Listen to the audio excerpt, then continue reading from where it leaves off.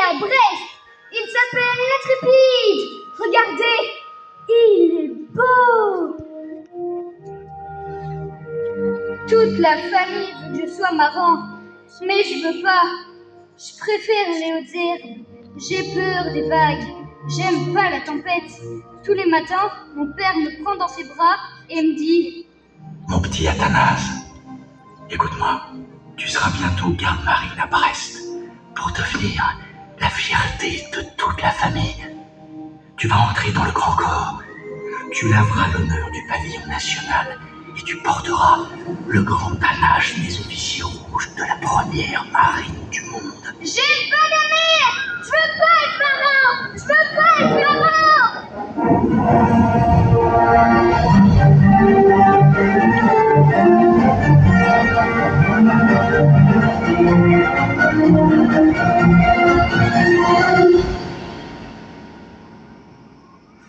Il y a toujours ces vents-là à Sainte-Hélène. Oui, les mauvais vents de l'exil. Écrivez, Lascaz. J'aurais voulu l'avoir à mes côtés, ce charrette. Il me donne l'impression d'un grand caractère. Il laisse percer du génie. Un peu moins vite, s'il vous plaît. Je lui vois faire des choses d'une audace peu commune. Avec une énergie... Oh non, sire. Je ne peux pas écrire ça. Quoi, Lascaz? Une énergie. Non, je ne peux pas écrire énergie. C'était mon voisin de chambrée à l'école des gardes marines. Il le répugnait aux exercices. Il était indolent. On l'appelait le dormeur.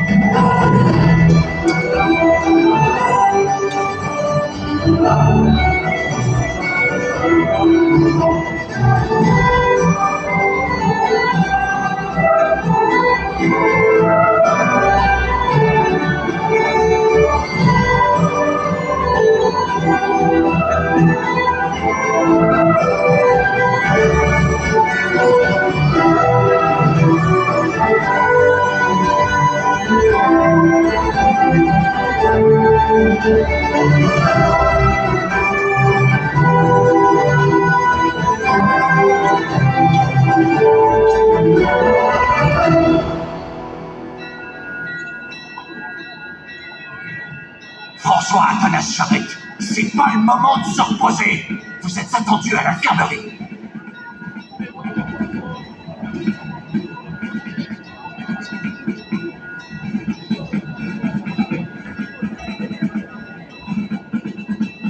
Rajoutez sur le journal de bord. Charrette, garde marine, inapte aux fatigues de la mer et de la terre, à expédier en haute mer.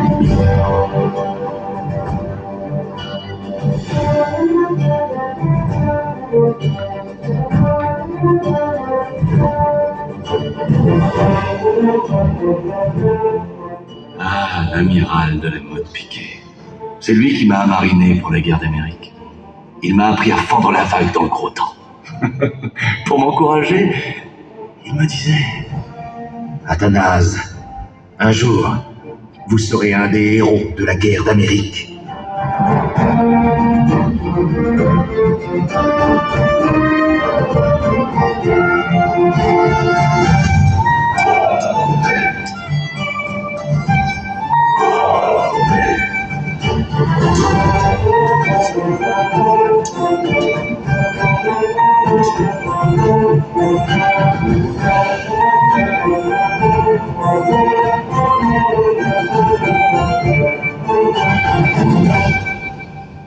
Quand je suis entré dans le grand corps, j'ai vu défiler les hommes au sang salé.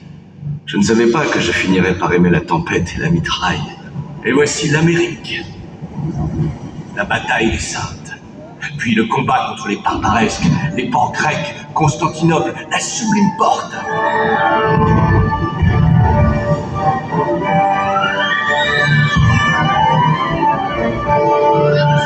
À l'abordage!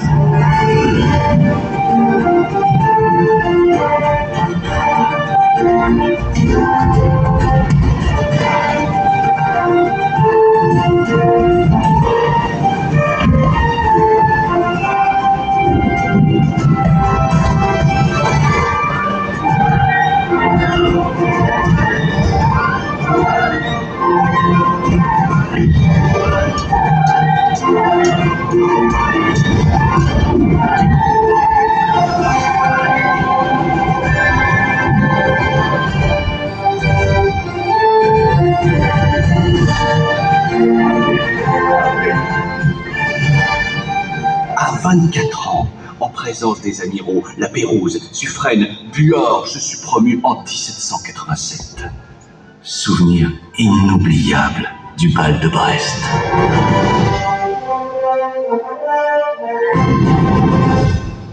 François Athanase Charette, vous êtes nommé aujourd'hui lieutenant de vaisseau. Votre canon vous est remis par le général Washington. Mes félicitations. Quelle sera votre devise? Combattu souvent, battu parfois, abattu jamais.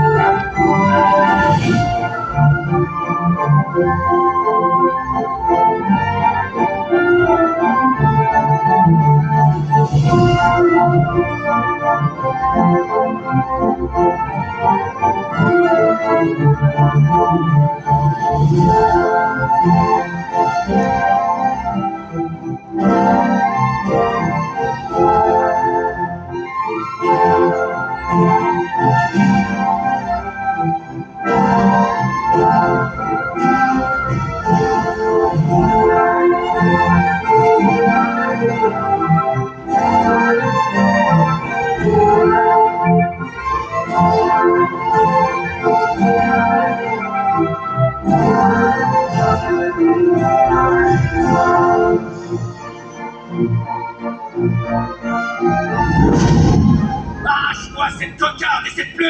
Mais pourquoi donc? Pour la liberté! Mais j'en arrive de la liberté! En Amérique, c'est pour la liberté de tout un peuple que s'est battue la marine royale. Il n'y a plus de marine royale. Il n'y a plus d'officiers de marine. C'est fini. Je m'en vais. Chez moi. En mon logis de Fontclose. Il faut exterminer la race rebelle. Il faut dépopulationner la Vendée.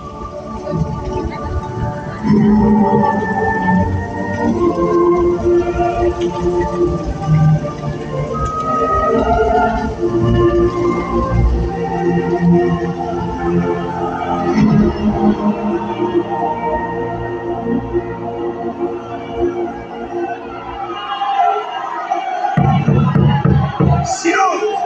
Silence, s'il vous plaît! Sinon, je vais évacuer le public! Il nous faut traiter aujourd'hui de la question des rebelles de Vendée. La terreur est inscrite à l'ordre du jour. Chers collègues, pourquoi avoir choisi de consommer la révolution par la terreur? J'aurais tellement voulu qu'on la consommât par l'amour.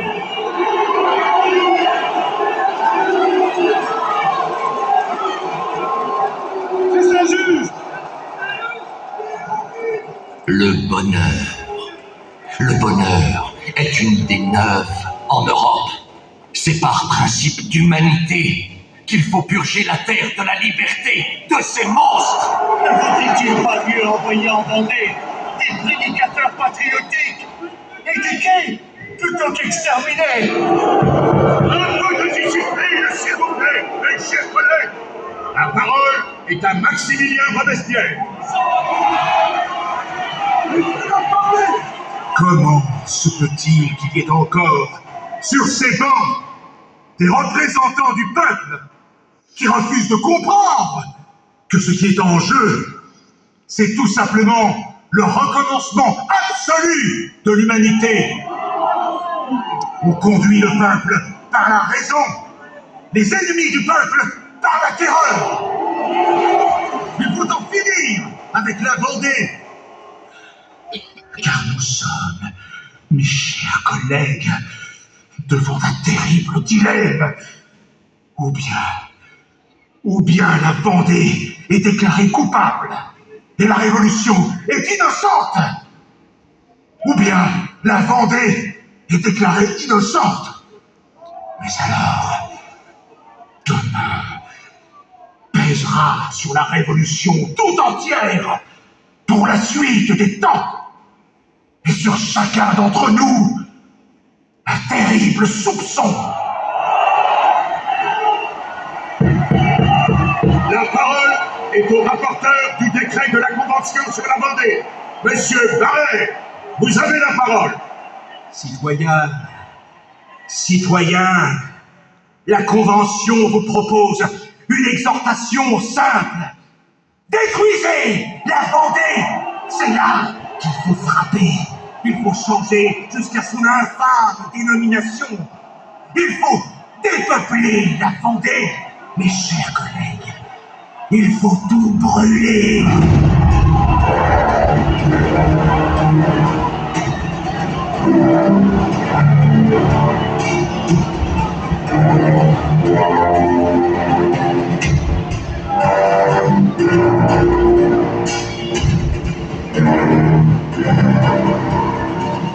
Proclamation de la Convention nationale adressée à l'armée de l'Ouest. Soldats de la liberté, il faut que les brigands de la Vendée soient exterminés avant la fin du mois d'octobre. Le salut de la patrie l'exige. Il nous faut bien, chef. Il faut qu'on se défende. Les Bleus vont venir chez nous. J'arrête, nous. Les Bleus vont tout brûler. Voilà 3 ans que je me suis retiré chez moi. Un beau matin de mars 1793, à la porte de mon logis, je vois s'avancer un hérissement de fours retournés et une foule de métayers armés de bâtons et de piques. Les paysans ont besoin de généraux pour les mener au combat. Ils sont gens d'ouvrage, pas gens de guerre. Ils m'appellent l'amiral. Ils viennent me chercher. Je n'ai pas le choix. J'accepte. Les cœurs exultent. Les âmes se trempent. Les sabots claquent. L'armée des piques se met en marche.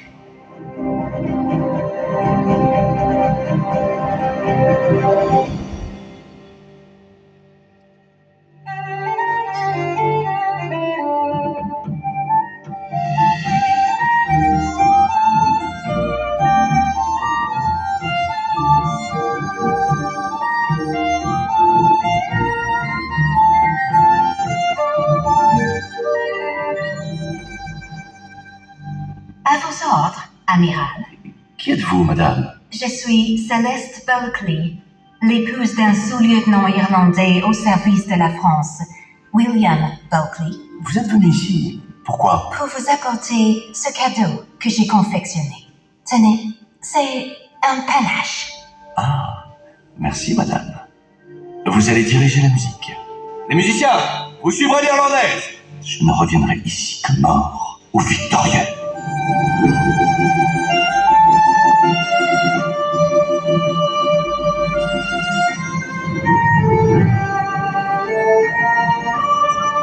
Les nouvelles autorités ont touché la maison en son cœur. Là où repose en paix, sous la poutre maîtresse, cette petite demeure invisible qui noue la coutume, la parole et les visages oubliés. Les croyances ancestrales aujourd'hui bousculées, culbutées, souillées, Alors a jailli du sillon la sommation vitale d'un petit peuple. Moi je sais que ce n'est pas la faim, la pauvreté, l'espoir qui ont jeté sur le bord des chemins creux tous ces humbles chefs de famille. C'est une insondable détresse. Le ciel s'est déchiré. Ils sont partis avec le fusil de chasse. C'est l'embuscade.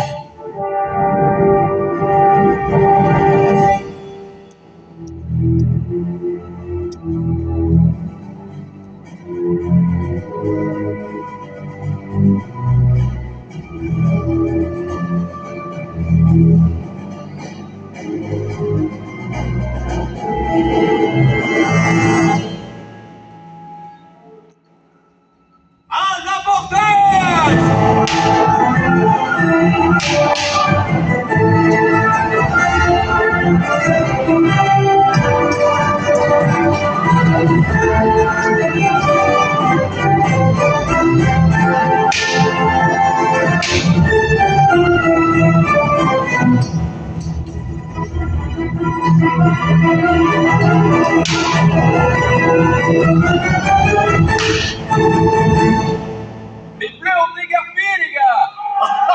Le montage est à nous.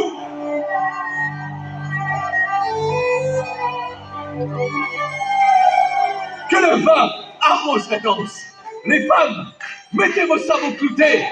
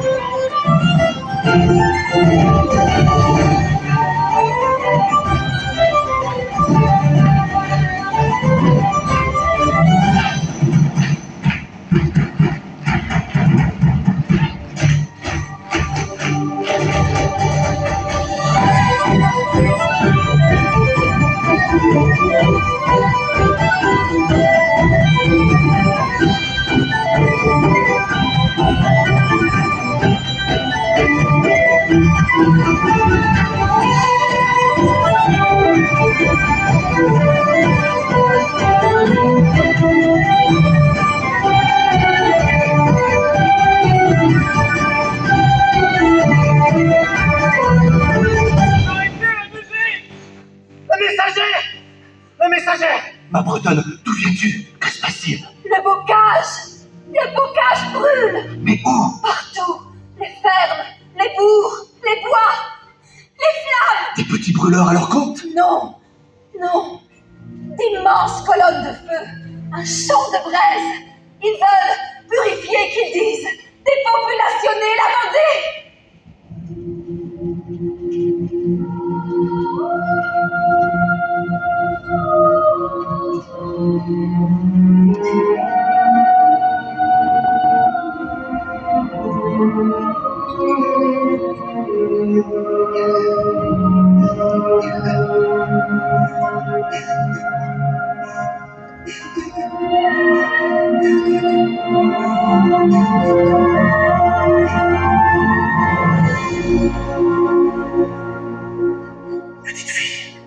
Petite fille, reste ici. Ne te sauve pas. N'aie pas peur, je ne te ferai pas des mal. Je suis le chevalier Charette. Quoi? C'est vous? Vous êtes le général? Le vrai général?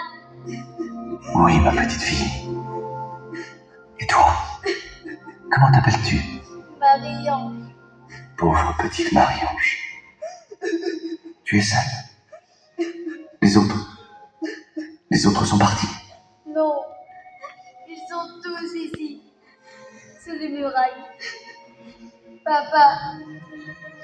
Maman. Mon petit frère. Tous morts. Pourquoi, mon Dieu? Du fond de l'abîme, nous crions vers vous. Oh, donnez-moi les mots de consolation pour que vive cette petite fille. Dis-moi, Marie-Ange, c'était ton église? Oui, on était enfermés dedans. Les bleus sont arrivés et ils ont tout brûlé. Tu habites dans le bourg? Oui, au Petit Luc. Tu vas retourner au village? Il n'y a plus de village. Tu ne veux pas rester ici? Non, je veux que vous m'emmeniez avec vous, général. Allez, viens, Marie-Ange. Petit ange.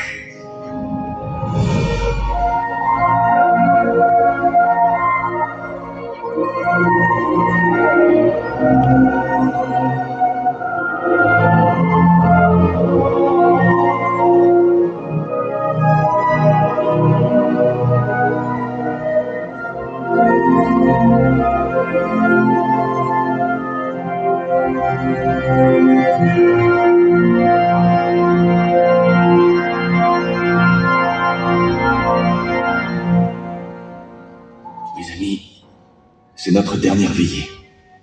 Les bleus nous laissent jusqu'à l'aube. Pour partir, c'est cette nuit. Vous êtes mes derniers fidèles. Le moment est venu pour chacun d'entre nous de fixer son propre sort. Rester ou partir. C'est fini. J'en peux plus. Je m'en vais. Oui, je comprends, mon petit Hyacinthe. On a tellement souffert. Tout le pays nous a abandonnés. Plus personne ne veut se battre. Général, je retourne chez moi. Je vous laisse ma poudre. Au revoir, Lucas. Et vous, mon général, vous décidez quoi? Moi, je n'abandonnerai ni mon pays, ni mes soldats. Je reste. Pour vous partir, c'est vivre. Pour moi, partir, c'est mourir. Ce pourquoi j'ai vécu. Pour que notre cause survive, il ne faut pas que la petite lumière s'éteigne. Si on meurt, la cause mourra avec nous. C'est l'inverse. Si nous vivons, la cause périra. Si nous périssons, la cause vivra. Les bleus le savent très bien. Pas question de leur tenir la chandelle. La petite lumière, elle est ici. Par ailleurs, je reste. Nous, les femmes, on restera tant que flottera le dernier panache. Non, l'Irlandaise. Toi, il faut que tu partes. Il est temps que vous, les Amazones, vous rejoigniez vos familles. Vous savez très bien que de famille, je n'en ai plus. Oui, je sais. Mais je ne peux pas vous garder ici. Ils vont nous saigner comme des sangliers.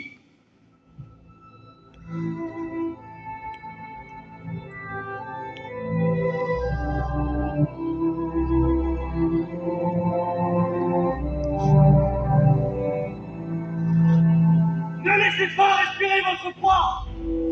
Allez, debout les sangliers. Nous versons pour la cause jusqu'à la dernière goutte de notre sang. Je l'ai promis.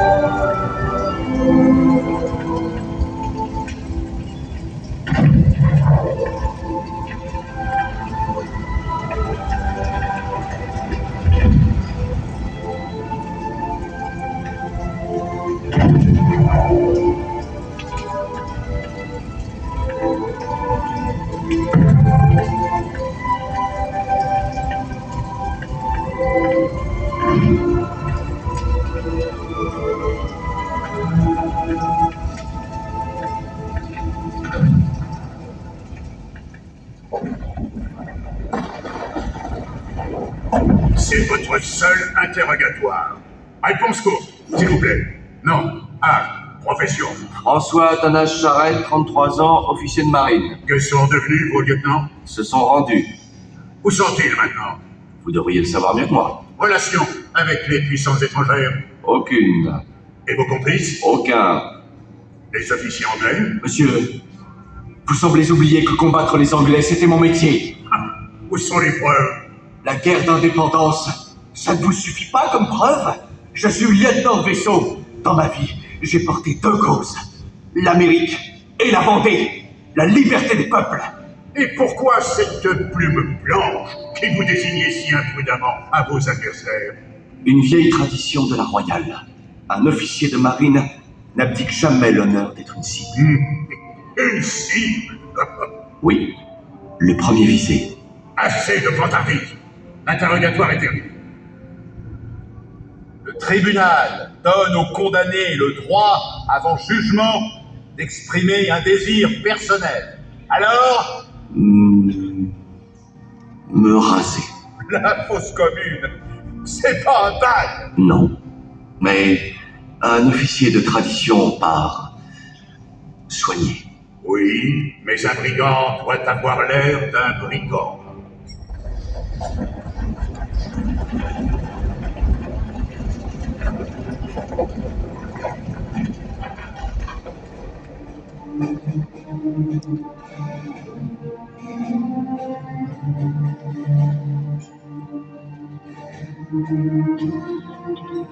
J'ai 33 ans. Un âge exact pour mourir à Pâques. Je récite à voix basse la prière des morts et ajuste mon accoutrement misérable. Le soleil lèche le toit d'ardoise. Nous allons avoir une belle journée. Oh, mon Dieu. Qu'il est dur de partir. Sur la place, 5000 hommes de troupes forment un immense carré d'exécuteurs. Au milieu, une dizaine de généraux, derrière travaux. On m'adosse à un mur. Je refuse qu'on m'attache et qu'on me bande les yeux. Je veux voir la mort en face. Le chef du peloton hésite, puis hurle. Soldats, on joue! J'en appelle à Cravo, il sursaute. Puis, en imposant la main, il fait arrêter le cliquetis. Il vient vers moi à pas lents. D'officier à officier, je lui demande une faveur. Pouvez-vous m'accorder la grâce de diriger le feu moi-même? Il hésite, se retourne. Il se sent surveillé. Conciliabule. C'est accordé. Je veux que la dernière image de ma mort soit empreinte d'élégance, jusqu'à la manière de m'affaisser. Un officier français ne tombe pas en s'écroulant. N'y aurait-il à cet instant qu'un seul regard pour surprendre le geste, ça suffirait. Rien ne se perd jamais. Le peloton attend. Il obéit. Par un commandement muet, je lui fais signe, en mettant le doigt sur mon cœur. C'est là qu'il faut tirer. C'est là qu'on frappe un brave.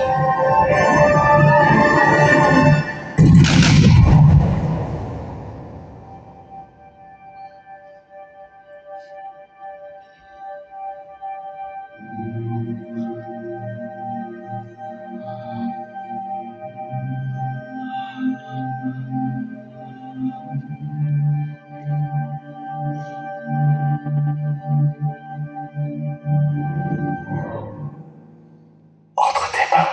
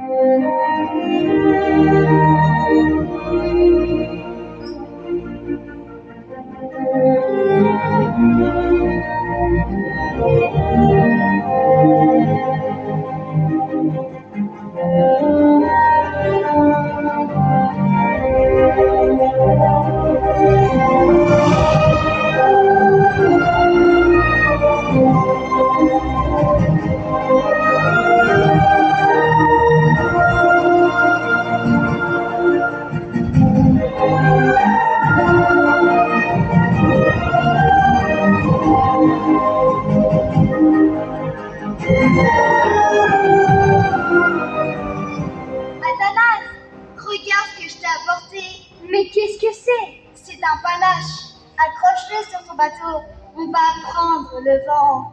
Seul un panache peut faire tourner le vent de l'histoire. C'est le dernier